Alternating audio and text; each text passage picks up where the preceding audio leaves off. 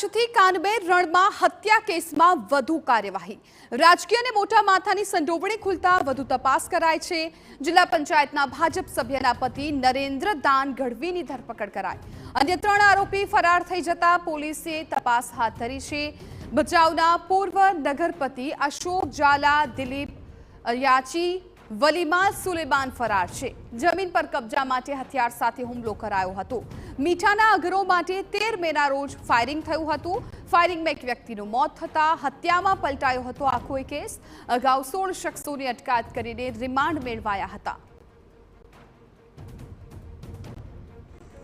વિવિધ એંગલ તેમજ આ ઊંડાણપૂર્વક તપાસ કરતા આરોપીઓના નિવેદનો તેમજ બીજા સંયોગિક પુરાવાના આધારે અન્ય 4 જેટલા આરોપીઓના નામ ખુલવા પામેલ છે, જેમાં અશોકસિંહ ઝાલા, દિલીપ હયાચી, વલી મોહમ્મદ સુલેમાન તેમજ નરેન્દ્ર ગઢવી તેમજ આ જે નરેન્દ્ર ગઢવી છે તેમની 21 મેના રોજ અટક કરવામાં આવેલ છે।